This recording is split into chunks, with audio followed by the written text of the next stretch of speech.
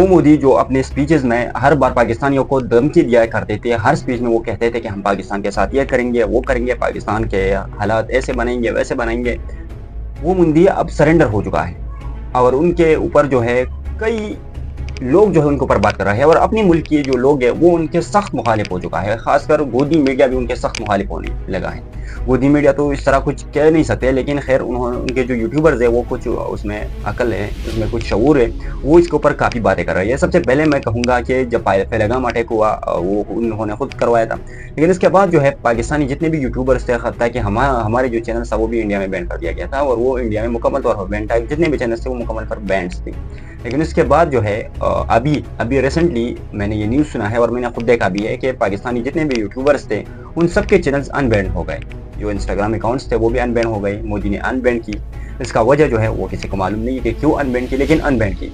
इसके साथ साथ एशिया कप के बारे में ये खबरें आ रही थी कि एशिया कप इस साल नहीं खेला जाएगा और एशिया कप जो है वो मुलतवी कर दिया गया है और अगर खेलते भी है तो इंडिया और पाकिस्तान का मैच नहीं होगा। पाकिस्तान इंडिया वाला जो है वो पाकिस्तान के साथ कभी मैच नहीं खेलेगा। तो ये काफ़ी सारी खबरें जो है सोशल मीडिया के ऊपर चल रही थी। तो अभी जो है ये खबर आया है कि एशिया कप भी होगा और पाकिस्तान और इंडिया का मैच भी होगा। उसके ऊपर हमने डिटेल में बात की थी, वो नेक्स्ट वीडियो में आप देख भी सकते हैं। उसके ऊपर हमने काफ़ी बातें की और सबसे मेन जो रीजंस थी वो हमने उठाई थी। उसमें वाकई में जो है एशिया कप हो रहा है या नहीं हो रहा है, तो एशिया कप हो रहा है। 12 सितंबर से स्टार्ट होने जा रहा है, श्रीलंका में एशिया कप है, तो ये भी होगा। तो अब मोदी सरेंडर हो चुका है, ये फॉरेन मीडिया ने भी कहा और मैं खुद भी कहता हूँ कि वो सरेंडर हो चुका है। इसके साथ साथ मैं आपको और भी एक इंटरेस्टिंग बात बता देता हूँ कि मोदी जो है जयशंकर, उनकी जो वजीर खारजा है, फॉरेन मिनिस्टर जो है वजीर खारजा उनके जयशंकर, उनका एक बयान आया है। ये बीबीसी का मैं बता देता हूँ क्योंकि बीबीसी सबसे रियलिटी वाला न्यूज़ है, तो मैं वो आपको बता देता हूँ। उन्होंने कहा है अपने स्पीच में, उन्होंने वो लाइन जो लिखी थी उसमें कहा है कि जिस टाइम इंडिया ने पाकिस्तान के ऊपर अटैक किया और फिर पाकिस्तान ने अटैक स्टार्ट किया इंडिया के ऊपर, तो मोदी को एक कॉल आया अमेरिका की तरफ से और उसमें उन्होंने कहा, ये बात जो मैं कह रहा हूँ ये मोदी का बात है। मोदी ने ये कहा कि अब जो है, मोदी को कहा, एक जर्नलिस्ट था, उससे उनको कॉल किया कि आपके मुल्क में उनको वो अटैक कर रहा है और आप सीज़फायर का ऐलान कर दो, आप ये जंग जो है ये ख़त्म कर दो, क्योंकि उसमें आपका नुकसान है और बहुत बड़ा नुकसान आप उठाएंगे अगर आपने पाकिस्तान की बात नहीं मानी। तो उन्होंने क्या कहा कि पाकिस्तान का बात तो मैं नहीं मानूंगा क्योंकि पाकिस्तान ने हमारे ऊपर अटैक किया है, लेकिन मैं सोचूंगा। मोदी ने ऐसा कहा कि मैं सोचूंगा और सोच के बाद आपको बताऊंगा। लेकिन पाकिस्तान ने जितनी अटैक शुरू की और न्यूक्लियर धमकी भी दे रहा था कि हम आपके ऊपर न्यूक्लियर इस्तेमाल करने जा रहा है, तो उसके बाद जो है मोदी ने सीज़फायर का ऐलान कर दिया। तो ये बात भी उन्होंने कहा है उस मीडिया में कि हमें कॉल आया था, उस रात आया था कि पाकिस्तान आपके ऊपर एक भारी अटैक करने वाला है और आपको काफ़ी नुकसान पहुंचाएगा। पाकिस्तान ने 1 बिलियन रुपए उनका पहले भी नुकसान हो चुका है उस जंग में, क्योंकि पाकिस्तान ने जो एयर बेसिस के ऊपर अटैक की थी तो उसमें जो है उनकी काफ़ी नुकसान हुआ था। लेकिन ये खबर भी उन्होंने हालांकि बताया।